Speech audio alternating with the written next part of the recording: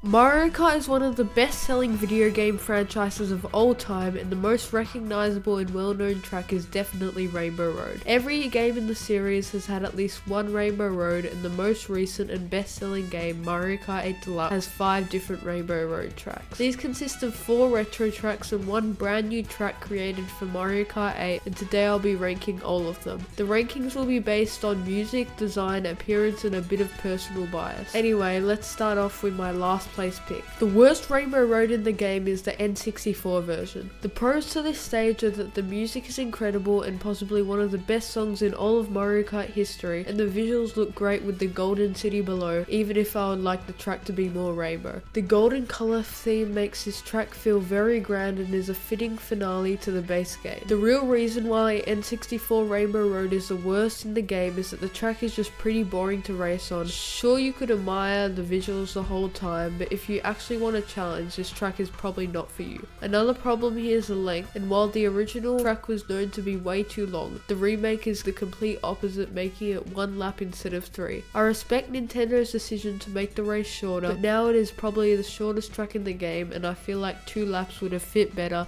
as it would have felt long, but not too long like the original version. I just think the N64 Rainbow Road is the most boring track to play on here, and that is why it comes in at last place. At the 4th position on the ranking is the newest Rainbow Road, the Wii U version. This might be the most controversial track on the list, as the opinions of this course are very split. It probably looks the least rainbow and is designed as a space station with more muted colours. In other ways, they actually like the theme, but they still need to make the road itself more vibrant and colourful. Other than the visuals, Mario Kart 8 Rainbow Road is a big step up compared to the N64 version, with actual shortcuts where you leap from different alternate paths, a good enough song, and some very difficult turns that make this track actually challenging, which is what Rainbow Road tracks are known for. Even with all of its positives, this track just doesn't feel like a Rainbow Road, so for that reason it comes in at 4th on this list. Right in the middle of this list is SNES Rainbow Road, which has been remade 5 times. This iconic course was the one that started it all, and it shows in the track design. Even if this version has absolutely 0 elevation or curves, it feels strangely nostalgic and cool. The music feels retro but futuristic at the same time, using very electronic, arcadey sounds to create this mood. This course is one of the most difficult in the game, and you will often find yourself plummeting off the track multiple times every race, even when slamming the brakes. The thwomps add extra challenge and are another thing to watch out for,